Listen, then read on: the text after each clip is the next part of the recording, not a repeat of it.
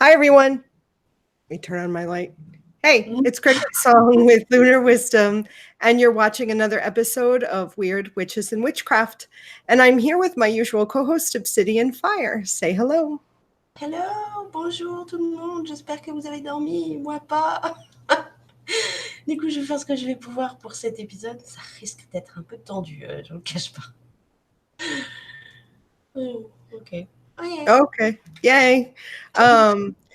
So I don't see anybody in chat right now, but today we are talking about the remnants from your spells and what you do with them, and just basically talking about remnants, spell remnants. But before we get into our topic, we don't have a guest today. It's just Obsidian Fire and myself. I wanted to make a couple of announcements. And I want to pull up my little notes. I should have had this ready. I just want to make sure I cover everything. Mm-hmm. So I am going to be taking a hiatus from YouTube for a couple of months. And what this means is that there will be no new content except the Practical Witchcraft series will continue one episode every Saturday until January of 2020. So that will continue every week. Every Saturday, you'll get a Practical Witchcraft episode. This show, Wyrds, Witches, Witchcraft, we will be doing the rest of June. We'll be doing today's episode, June 28th, July 5th, and July 12th will be the last episode of Weird Witches Witchcraft. We will come back in October of this year with a new name. The show will have a new name, but we'll be back in October with a new name. So this and 3 more episodes will be the last of Weird Witches Witchcraft. The July 5th episode is going to be a Q&A for Obsidian, Fire, and myself. So now is the time for you to submit questions that you would like us to answer on that July 5th episode. The July 12th episode will be a tarot talk with Erin from Turtle Heart Tarot, and that will conclude our season for Weirds, Witches, Witchcraft. So that is basically what I wanted to say.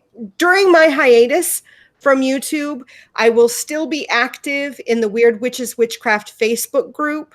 So if you want to stay in touch with me, if you want to stay interacting with me, that's where you'll find me. I will still post stuff on CricketSong and Lunar Wisdom Facebook, and I'm still going to be doing a blog each week on my blog, Songs of a Cricket, over on my website at www.lunarwisdom.net.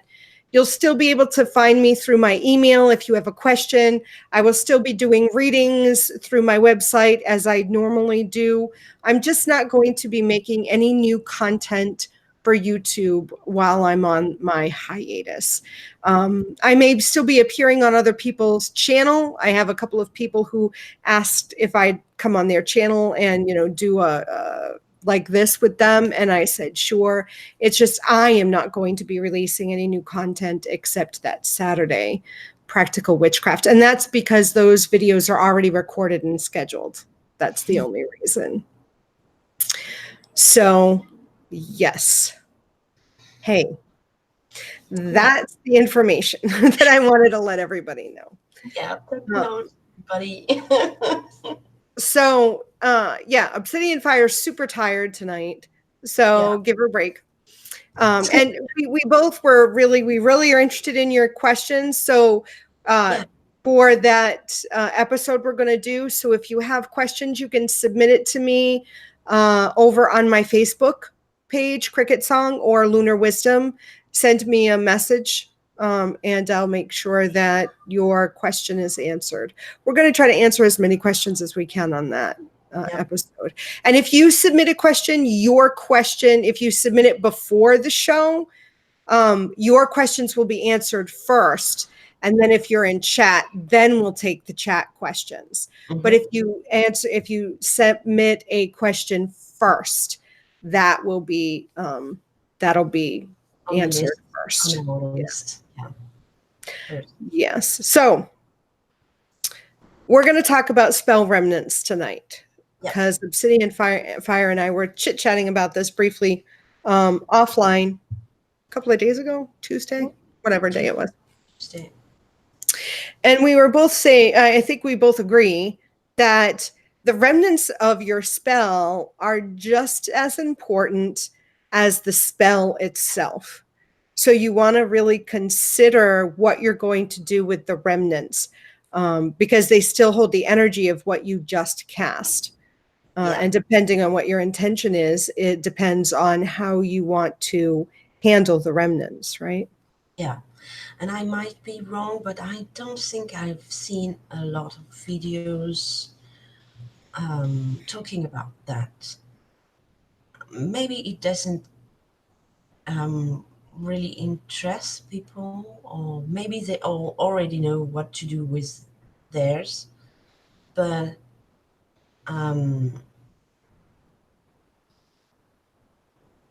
yeah, no, stop reading the chat. Just finish your sentence. Sorry, I was reading. I know you were. Marco, you're right. I too better know that she's gonna coming back. Okay, so what was I saying? I know she's so distracted. She's so tired. She cannot focus. No, I agree. Yeah. I don't think there's a lot of discussion about what to do with your remnants, but I have had people email me and message me and ask what they should do with their remnants. And I basically think the rule of thumb is you want to look at what you cast your spell for. So if you cast your spell for prosperity, say you were doing a money spell or a wealth or a prosperity spell. Well, actually, let's say, for an example, you were doing a money spell. You wanted to get more money. You wanted to open your blocks and clear the way for money. And you cast a spell, a money spell. You don't want to flush those remnants down the toilet. You don't want to like clean the cauldron of the ashes by rinsing it out and putting it down the drain. You don't want to do that because you're basically just discounting everything you cast for. You've taken the money you might have gotten and you flushed it down the toilet or you washed it down the sink. You don't want to do that. So you want to consider what it is you cast for. Yeah, absolutely. Because let's stick with the example of the prosperity or money spell. Whatever remnants you might have, you certainly don't want to flush that in the toilet, because then you're going to flush the energy of more money coming to you down the toilet. So basically you will do the exact opposite of what you were casting just a couple of minutes or hours ago. Think before you do your spell. Try to think also what you're gonna do with the remnants before you cast the spell. Exactly. Be prepared so you know what to do. Yeah. Be prepared. So there is no just one way, as usual. There is several ways to dispose of the remnants, but that need to be think before. Because let's say we're doing a hex or a curse. What are you gonna do with that? Do you really want that to stick around your house? Nah, you don't. So that needs to be think before you even do something, because if you don't, you're gonna find yourself with a bunch of remnants in your house that might or might not goes along the vibration you are trying to raise. Exactly. I think for me, a lot of times it doesn't go with everything, but almost like a fallback or something I generally do Mhm. with my remnants is bury them, Yeah, me too. because it covers a lot of different things. If I want to banish something, I could bury it. But Yeah, if I want to, like with money, if I want it to continue coming in, I can bury it with yeah, something that I want to grow. So yeah, in that way, it's feeding, and I'm watering it because I'm feeding it. And as whatever it is, the little plant that I put in the pot with the remnants, as that's growing, my money's growing with it. yeah. The only thing that I have found that sometimes I want to consider the location of where I'm going to bury it. Because, like you said, sometimes things I want to get rid of, I may not want to bury on my property. I Right. might want to bury away from me. But sometimes just burying it on my property is good too, because it's basically, I'm getting rid of it. I'm burying it. It's dead. It's back to the earth, and that energy can be, transmuted. That tends to be a standby for me, is burying. But I get more creative depending on what it is I've actually cast for too. Yeah, me too. I agree. I tend to bury things too, but as you just state, if it is something that I don't really want to keep the vibration, I mean, I'm gonna bury it outside of my property, considering that I do not have a yard. Right. I have to go somewhere else, in Anyway, so in yeah. in the forest or anywhere that might um, suit to what I want to achieve. So, but if it's obviously if it has something to do with prosperity of some sort, or healing, or money, or love, or I don't know, any kind of thing like that that you want to bring in, it's nice to have it on your ground, on your Mhm. property. And I agree with the fact that burying something and then feeding it in some way. I cannot plant anything because my cats eats it up right away. So it's a waste of time. So I cannot plant something to actually make it grow. I've tried a couple of times, but no, they don't want that. So anyway, I'm keeping all the remnants in a huge pot with um, um, earth Mhm. inside, and I'm burying it inside that, putting sometimes I don't know how to say in English, libation, when you share something to eat or to drink, more often to drink with the Oh, deity. libation. Yes, you might work with. Yeah.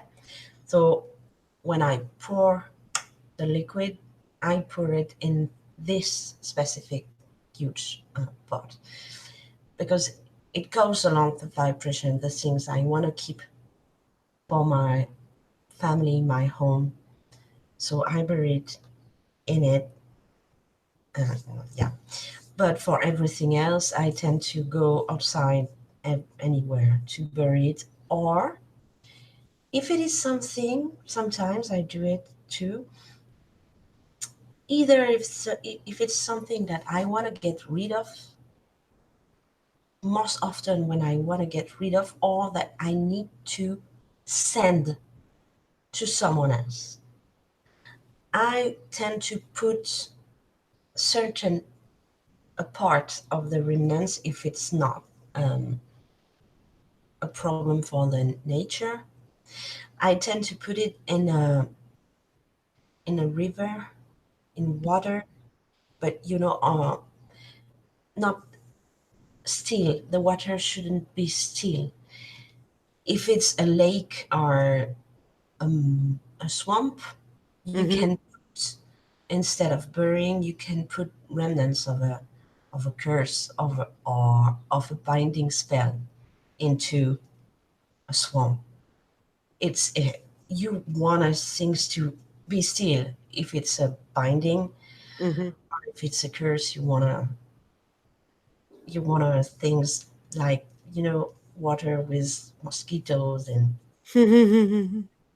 bacteria and things like Yeah. so. Swamp is nice.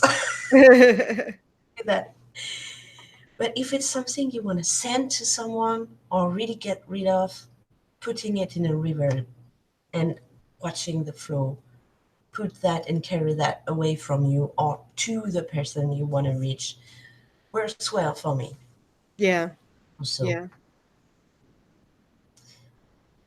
Yeah. So, I mean, thinking about things like that, like washing things away or carrying things away, sometimes I, depending on what it is, I mean, I've also sort of put it outside and allowed the wind to sort of sweep things away or carry it away. in the wind Um, works well too, mm, especially when it's ashes. yes. It's Yep. and I tend to have a lot of Yeah, that. me too. Yeah. If I'm burning the parchment paper, I tend to do that with the ashes. Yeah. A lot. Either if it is the remnants of the loose insect. Yep. You're tired of Yeah, that. I feel like I'm tired too. Sorry. Did I sleep? My bad. I'm sending my tiring vibration to you. So yeah, I tend to have a lot of ashes. So it depends, but most of the time, either I bury, I put it in the wind. Most of the time, it's that. Sometimes, and I wanted to bring this up, I can't remember which episode of Practical Witchcraft it was that I've done up to this point, but one of the things was to take the remnants and to add it to something. I can't remember what one this was, but to add it to something and then sleep with it under your pillow. I think it was to attract a lover. And I said to take the remnants and sleep it under with to put it under your pillow when you slept.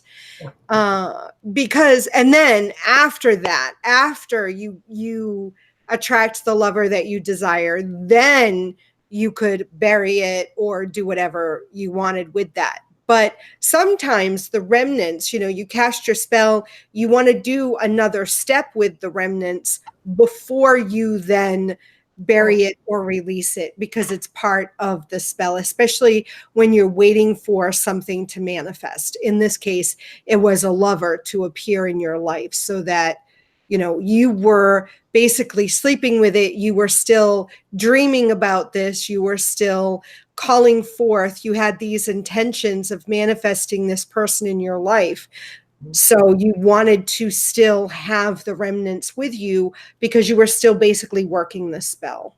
yeah. Yeah, of course. If it's something ongoing, you don't need to get rid of it right away. Uh, I had at some point a spell like a kind of a return to sender spell because it's my go-to spell when something or someone no someone is making trouble in my life, rather than casting a curse or something like that. I tend to go to return to sender just to like an offensive defense, Yeah, yeah. you know, It's not quite sending out a different intention, it's just reflecting back what they've sent to you. and especially the bad vibration or the trouble or any Mm. mean things that they can be doing.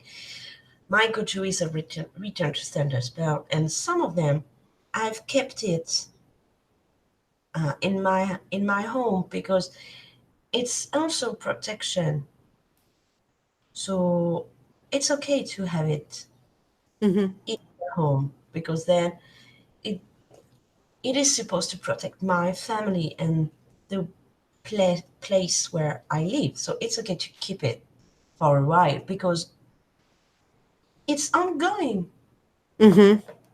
It's ongoing. So why get rid of it if you Right. wanna, set a protection for a period of time? And let's say that you made a spare bottle.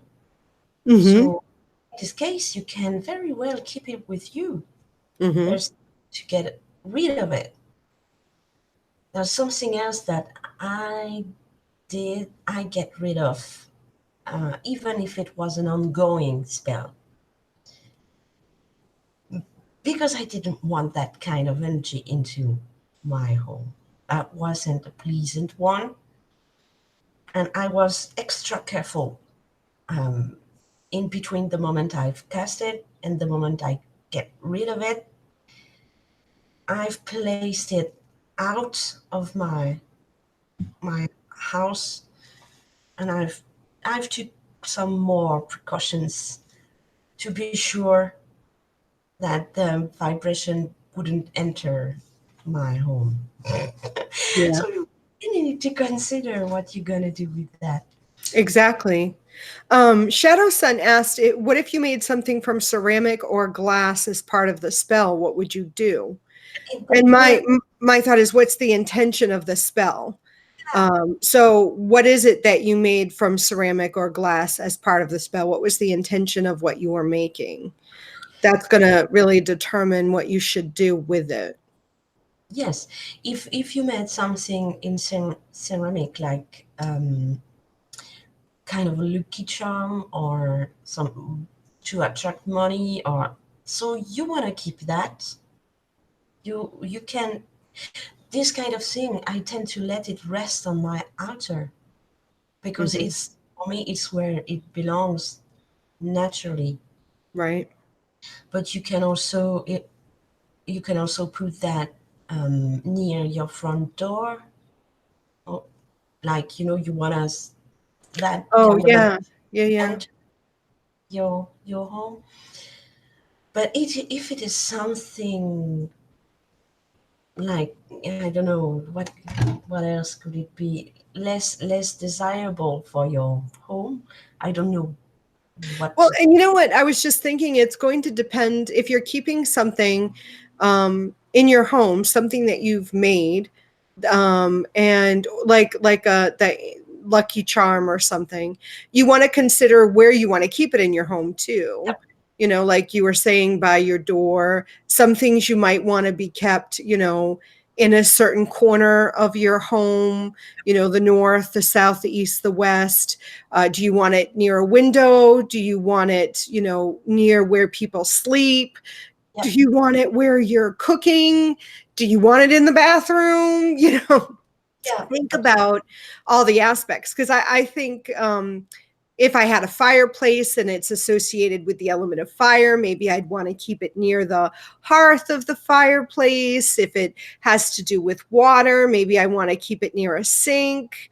You Mhm. know, um, Different things. Think about the intention of the spell that you've done, what energies you're using. Are you using a certain element? Are you using a certain did you work with a certain god or goddess, and maybe they're associated with something, with sunlight or with darkness? Maybe you want to keep it under the bed.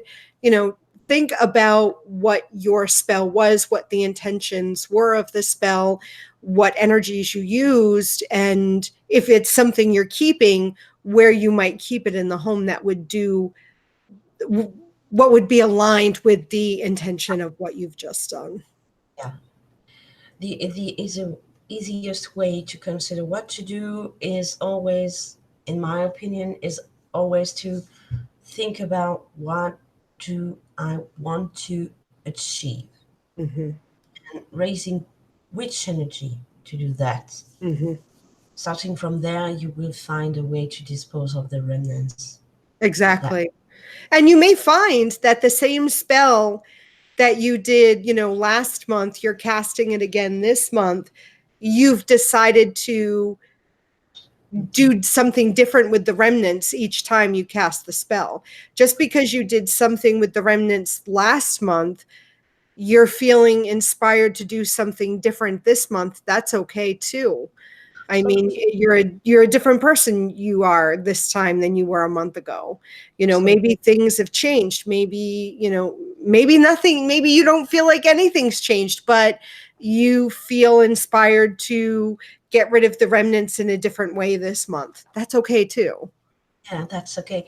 At some point, when it when there is not much remnants, you can also choose, instead of burying it or releasing it in the wind, because maybe there is no wind this day, and maybe that's something you don't want to bury. At some point, I did, just put it away in my trash bin. I don't know how to, Mm-hmm.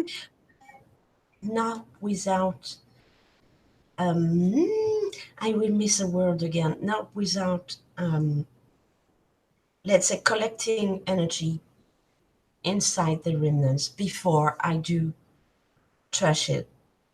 Because if it's something like, if you did a candle spell, let's say, to attract money, you don't want to put that in your trash, in your bin, because you are trying to attract money. You don't want to get rid of that. So at some point, I did this one, and it worked. And but before, to get rid of, I didn't want to put that in earth, because all the candle aren't really good for nature. And if you bury that, you're gonna damage the ground. So you need to, if you are, careful for nature, you need to think of that too. For an example, do not put salt in your ground unless you have a really a good purpose to do that. But salt in earth, it do damage. It's not good for the earth. So I don't want to do that. So I'm trying to consider too what's good or what's a problem for the earth, the water, or anything else. Or if there is wild animal, that I don't want them to eat that and be ill or anything because of me, because of what I would have left open for them. So that's another point you need to consider. And to avoid that, in this specific case, I knew that the candle wasn't made with something really good. So what I did is, before put it in the trash bin, and I will miss a world. I desecrated. I don't know how to say. When you Okay. consume Yeah, I mean, and when you get rid of this sacred vibration, mhm. what's the word? What's the word to you, do? you could say desecrate. Yeah. So yeah, I kind of desecrate the remnants and gathering the energy out of it before I trash it, and then release the energy, for Mm-hmm. them, what they has to do. And sometimes that's something you might want to consider to do when there is not much way for you, or not enough time, or if the weather isn't the one you would need to get rid of your remnants. That's something you can do. Mm-hmm. I mean, it worked. It doesn't.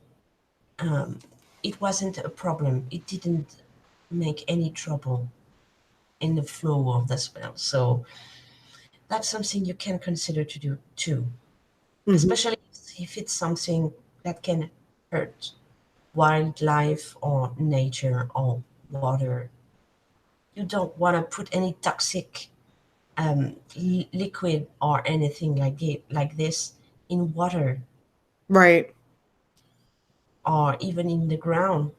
You don't want your grass to die because you, unconsciously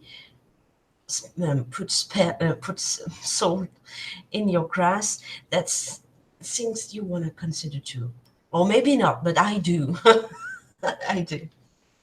Yeah. Well, no, I would say that's, consequences of your actions. You want to be responsible for that. I mean, I totally get that too. Yeah.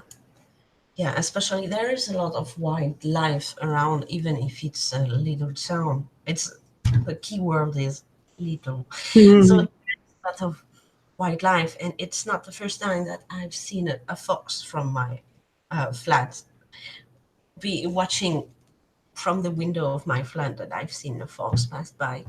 So I don't want to left outside, let's say, I don't know, maybe an offering at some point, and just beside remnants of a spell who contains mandrake. Mm. I don't want to. I don't want a fox to die because he and unfortunately eat any mandrake. I don't. I don't want us that to happen. So try to be careful with that. And Mm. it can be anything. It can be even a young child, or you don't know who's gonna stick around. If like me, you keep some component Com- Components. components. Thank you. I'm sorry. I need to sleep so bad. Okay, if you are like me and you keep some of it who are what might be poisonous, be extra careful with that. Hmm. It's your responsibility. You cannot just cast your spell and be YOLO with the. You cannot. You cannot. You need to be responsible with that. So yeah. What other way could we have? Burying in a cemetery. You can do that Oh too. yeah. Yeah, yeah. You can do that too. I didn't do that, but maybe at one point I might need. So again, consider what you're gonna do, and does it really need to be buried in a cemetery? Ask yourself. Really consider that. Yeah, I mean, I when I lived in Massachusetts, a few times I would bury spell remnants at the graves of my beloved dead, Hmm. um, with the intention that they were going to sort of uh, continuously, work on whatever that was that I was looking to manifest. Sort of, a reminder for them, or giving it to them, basically like giving it to them to make sure it manifested. But now that I am here in Seattle, very far away from any gravesite of any of my beloved dead, I do have some graveyard dirt that I brought with me that I Hmm. might still bury now on my property with some of that graveyard dirt with the same sort of intention. Yeah. Mm, what else? Mm, Uh, I'm looking, I kind of did a Google search to get some ideas, and I just found one that said, suggesting if you want a specific spell to work like in like stealth mode, while you want it to be done like sneaky like, mhm. that you could actually, they suggest you hide it in like your clothing, or in a drawer, in a drawer with clothing, so that it's kind of being, working in secret, Yeah. I is a suggestion that they have here. I like that. I have that actually. An ongoing spell that I want to work with in a very discreet mode. Yeah, yeah. So the bottle is hidden. There you go. Yeah, the bottle is hidden. So yeah, I get that. I get that. I'm trying to see if there's any other ideas. Are there any questions? Does anybody have questions? We have about 20 minutes left. Let's see. Okay, so what are your thoughts about reusing things that you used in a previous spell? Well, it depends. For me, let's say the candles you have to impersonate your maybe your deity or the forces you are working with, for me, isn't part of a spell. They are they are there to personify the forces you work with. So that doesn't enter into your spell remnants. This is not the same, at least not for me, because when I light it to call forth some forces, not to put that into the spell. This is not part of the spell. Mm-hmm. So they stay on my altar. Sorry, don't know why I put a plural on that. Okay, so this is not part of it. Re- use again some part of the spell you might have done before. I would do that only if it's about the same person. I Well, did that. one of the Oh, examples I am looking at this website. One of the things that they said that they would reuse is a crystal. So it, like, for example, if you used a crystal in a spell for yourself for money, you might reuse like quartz. I can think of quartz. Quartz crystal can be used for almost for anything. You can program that to be used for anything, right? So I may use my quartz crystal, even though I don't use crystals, but let's pretend I do. I use my quartz crystal for prosperity. And then tomorrow or next month, I'm going to do a healing spell for someone. I still might use that quartz crystal. However, I'm going to cleanse it and I'm going to reprogram it now for healing.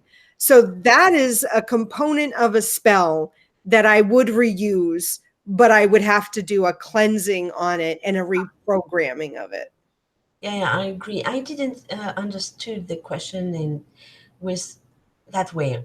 I didn't Right. think about, I you know, didn't think about it either until I'm just happened to look on this website, because normally I'd say I would not reuse yeah, a component, but in the case of yeah, stone or crystals, I would reuse them. and maybe bottles.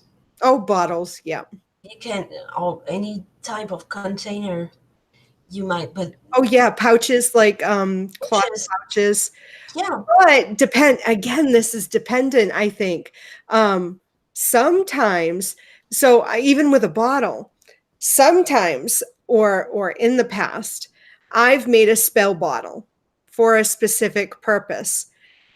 And when things happened when the spell was running, the bottle was kept.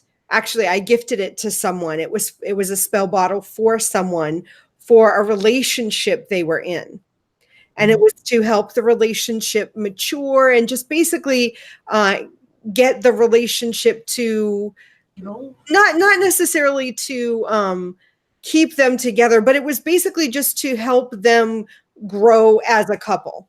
Hmm. Well, they ended up breaking up, right?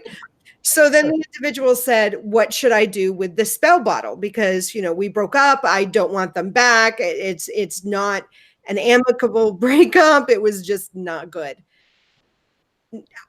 I could have taken it back and deconstructed the spell, cleansed the mhm. bottle. In fact, though, I told this individual, why don't we smash it? Yeah, Why don't we just smash it? I So we didn't even, in that scenario, we destroyed the bottle and we would mhm. reuse the bottle. So I really think it would depend on, again, the intention of this. Always, yeah, it always depends. Um, let's consider a pouch Hmm.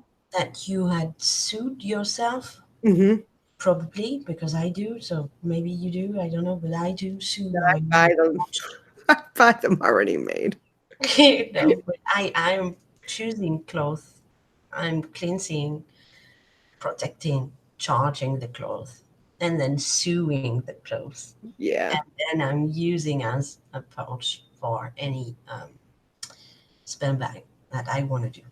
Let's say I want to reuse one of them because the spell is over, is done its job or not. But probably yes, I hope. I get rid of the remnants inside. If there is a crystal, which there is not most of the time, but if there is, of course you don't wanna throw a crystal. So you're gonna cleanse it for as Mhm. long as it is necessary. Because sometimes one cleanse won't be enough. Mhm. Feel the energy of the crystal and you will see if it's cleansed or if it's not. If it's not, do it again and again until it's done. So yeah, you cleanse. So okay, I get rid of the remnants. What do I do with the pouch? Well, it depends. If it has something written on it, because it's often the case, I might consider reuse this one after cleansing, of course, to a spell with the same purpose. Because if you have written something, um, hmm, be careful. It's tainted, kind of. Even if you cleanse it, the mark's still on. Yeah. Yeah. So be careful with that. If there is nothing written on it, then I will cleanse it until it's squeaky clean.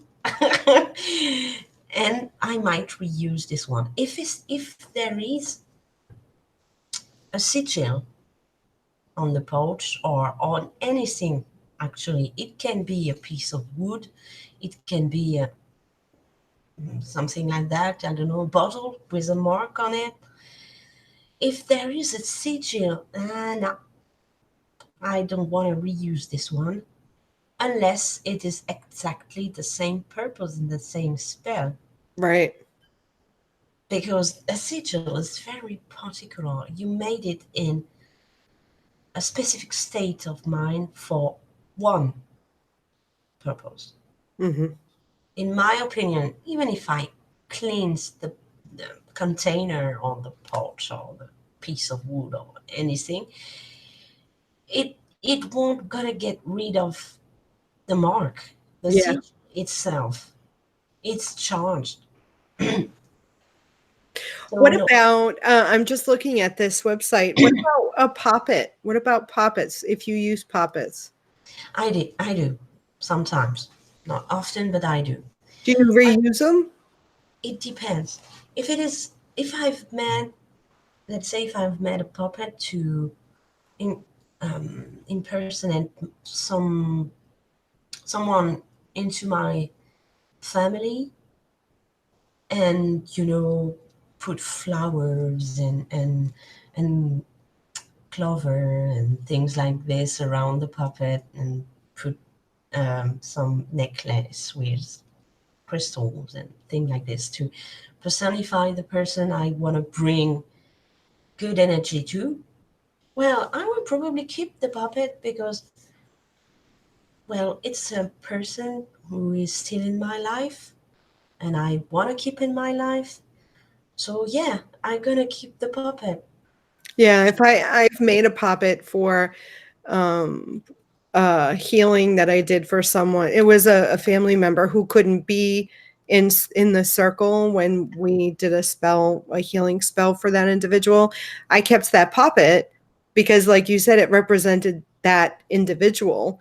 And if I were to ever do another spell for that individual, I had them already there with their hair and their fingernails and things that were attached to them. Yeah, So I kept it. yeah, because then you keep the vibration of this person into your your home, and then you can always cast more spells for in the behalf of in behalf of this person. So Yeah. if it is a puppet made for a totally different purpose And a totally different person. and a totally different person, someone you, let's say, you want to get rid of, Hmm. you want to get rid of the puppet as well. I agree. And I would not reuse, and I would not reuse a puppet that I crafted for example, if I were doing spells for obsidian, I would craft the puppet for obsidian. I would not use that puppet for my daughter. If I crafted a puppet for my daughter, I would not use that puppet for obsidian. I That puppet is crafted for that particular person. Yeah, usually when you craft a puppet like this, you put inside Hmm. elements who ties the To puppet that person. person really specifically. You Yeah. can either, as you mentioned, have piece of hair or fingernails or And um, tissues too. yeah, yeah. You can have anything like this. Blood, So spit, yeah, semen, urine, yeah. whatever. The What more the merrier. and you could as well have put into, let's say, a piece of parchment with the name and On the it. Yep. uh, Birthday date. yes, and any personal information you might have about this person inside the puppet. You absolutely do not want to reuse that for someone else. Let's put it that way. If you bought a statue for to put on your altar for one of your god or goddess, would you reuse this statue for another goddess or god? Let's say you bought, I don't know, Zeus statue. Do you want to reuse that to work with thought? Thought? I don't think so. It's not a good idea. Don't do that. Yeah. Yeah. I don't think you should. But if you want to try it. But you've been warned. Yeah, like I said, I mean, if you have just a generic puppet, say, you have one that maybe you just did just an outline of a human figure and you just stuffed it with like cotton or just stuffed it with fiber fill, just that, and it's just basically a pillow, but in a human form.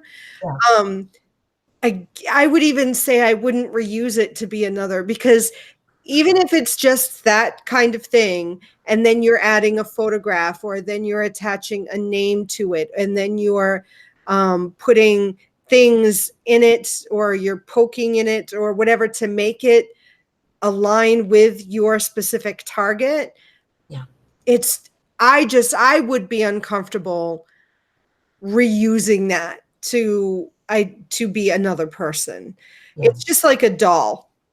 If I named this doll Raggedy Ann, I'm not going to then a month later name that same doll Susie Q. That doll has been You named, mean Annabelle? or Annabelle, right? I wouldn't, or Chucky. I would not A Raggedy Ann rename. doll is Annabelle.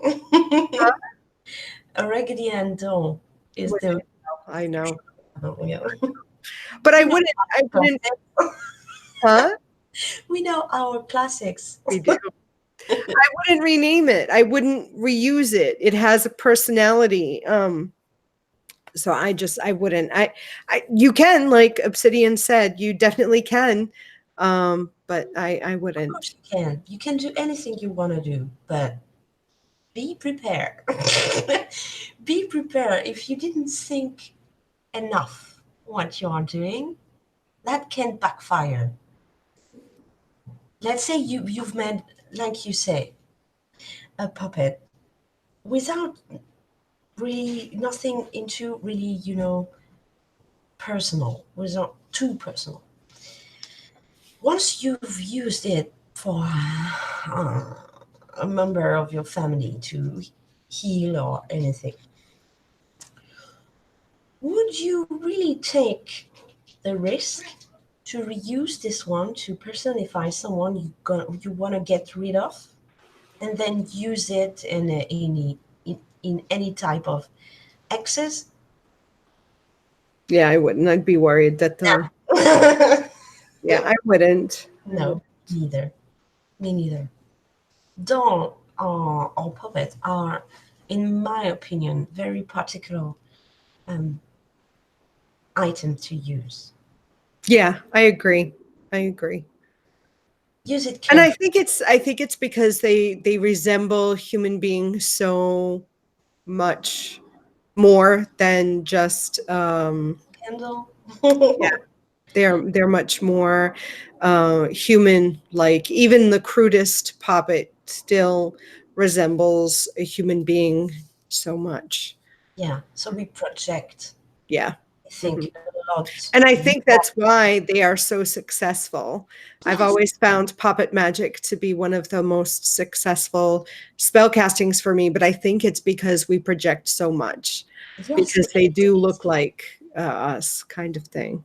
Yeah, absolutely. We do not need to focus for 1 hour previous the spell to project onto a human being puppet, a human form puppet. It comes naturally. Yeah. So I think we project a lot more. There is a lot more of a vibration going on. That's probably why it's so efficient, I suppose. Yeah, I agree. I agree. Do we have any more questions? No, I didn't see any other questions. Okay. And I was looking at that website. I didn't see any other information um, I that did. I thought was interesting to deal with spell remnants. Mm, Just, I think the general thing is to think about the intention of your spell when you are casting it. Prior to casting, consider what you're going to do with the remnants, and it's the intention that is going to drive what you might do with the remnants. But do consider what you're going to do with the remnants. Don't think that once you cast the spell, your spell is done, unless there are no remnants to deal with. yeah, Because I have had situations where I it was just a candle spell and the candle completely burned out and there was nothing left to deal with. me too. Um, With kind of spell, it's something regular.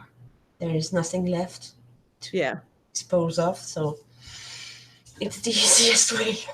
yeah. So then you have nothing to worry about. But if you do have something left over to really, or you think you may have something left over, really consider what you're going to do with it, because that's still part of your whole spell casting. Yeah.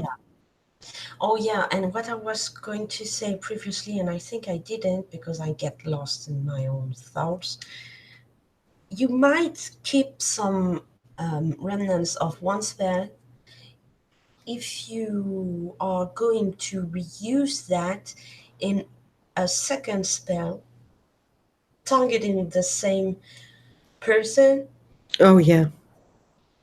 I've done that. It was Like a piggyback, like I do this spell for this person, and when this spell is complete, then I can do step 2, yeah, and I'm going to take this and carry it through, almost like a long-term spell, or a spell that is a process. yeah, Like you can't get to the end until you go through these things, and yeah. one relies on the other. I think that's a great way to build momentum too. Mhm. um, Long-term spells have always been something that really pleases me because of the momentum build, Yeah. because you're constantly like working towards an outcome. Yeah, Mm-hmm. yeah, those are nice. Number of steps you want to do, it depends on what you want to do. You can have two or three or more. It's Yeah. all on you. You gotta see. But I've done a spell who started by a candle spell, so a candle, and there were wax left off, Hmm. and I've used this wax of this candle spell into a spell bottle, targeting the same person. So I've put the wax, I've put also the ashes of the incense Hmm. that I've made into the bottle, and that can be really efficient too. Yes, yes, definitely. So But too speaking of much. candle wax, someone Yeah. Blue Dream 89 asked, what about using candle wax from a spell to rub it on a specific wand or magic rod? Well, And which spell? yeah, what kind of spell? Again, what's the intention of the original spell um, that you use the candle for? Because that, I mean, if you were doing a banishing, You and don't want to rub well, your you wand with. might, you might, if you were doing a banishing with the candle spell or with the candle, the wax, the banishing candle, you might want to put on a magical rod if you were going to use that magical rod as a banishing rod, meaning that the only time you would use that rod is to do banishing work. Then that would work. But Yeah, if you were going it's to use okay. that rod for anything like healing or other things, you may not want to use a banishing candle wax. I used a wealth candle and rubbed it into the crevices and cracks of a wooden rod. Well, if it was make a banishing rod. Well, if you were then the wealth candle, and you were going to use it for the rod, then I would say as long as you use that rod with the knowledge that it now has like the energy of wealth in it, Yeah, and if you're trying to do some sort of banishing, it may not work, because I the vibration is different. I'd be careful with that. I don't. I'm not using a wand of any sort, Yeah. so I'm not concerned. But let's say I would use that. I wouldn't rub anything of any type because I want this wand or this rod to be used in any kind of spell I wanna cast, Yeah. and not to be tied with one. So I need one wand for wealth and one another for banishing, and one. No. Well, So, right. There are some traditions out there that do have a specific rod for banishing, yeah, but it's, then they use their athame for invoking. So yeah. the athame is the blade is used for drawing energy in, and the wand is used for sending energy away. Uh, So in that sense, if you're going to do a banishing rod, you could wax it with the candle from that. That makes sense if that's how you work. yeah, but yeah, but still, I personally, it's all about me again. You do whatever you want to do, but me, I would not go with that. Banishing energy for me, it's not the same thing as casting out energy. I would be really careful with that. Really, you don't want to banish energy for your money spell. No, I you don't. I would be concerned that you're gonna end up banishing money from your home. No, no, no, no. I don't know. Not for me, guys. Yeah, It's not my way, but it might be yours. So go with it if you feel like it's perfectly okay. yeah. I So haven't used a wand in ages. yeah, I do not. I just do not. Yeah, It, I find that I have enough of tools already. yeah, There is a lot of things. If you consider the incense stick or loose herbs and candles and crystals and pouch and yeah, no, there is lots already of stuff. too much. Yeah, there is already too much. So we've come to the end of our time, everyone. It's that time. We've come to the end of our time. So next week, Obsidian and I are going to talk about a witch's relationship with our divination tools. Yep. And then the week after that is the Q&A. So if you have questions, I'm going to start a post in Weird Witches and Witchcraft Facebook group asking for the questions for the Q&A. So you can post it there, or if you have questions, you can send me an email with the questions or send me a Facebook message through my CricketSong Facebook page or my Lunar Wisdom Facebook page. And if you send questions, those questions will be answered. If you just end up tuning in, then we'll get to them if we have time. But next week, we're going to talk about divination tools. Yeah. Yeah. And when it will be the Q&A show, for me, it will be my last. So it's going to be the last time you see me until October. Right, because the last episode, it will be Aaron and I talking about a tarot topic. But I won't be there. So she will not. She's going to be bye-bye on vacation, holiday. Yeah. No, not really holiday. It's just. Yeah, it's a holiday. It's a holiday. She's going away. Yeah, for 3 days. That's still a holiday. A holiday can be one day.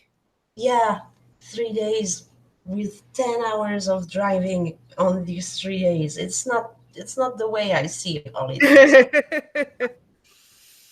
All right. So it is that time, Obsidian. Oui, c'est ça. C'est l'heure de se quitter. Donc voilà. Moi, je pense qu'on a tout dit sur le sujet. Si vous avez encore des questions, vous laissez des commentaires sous la vidéo. Merci de nous suivre, comme d'habitude. Et puis, la prochaine fois, encore 2 fois. Et après, c'est un long break. À bientôt. Bye bye. Bye, everybody. See you next week. Love you. Blessed be. Bye-bye. Au revoir.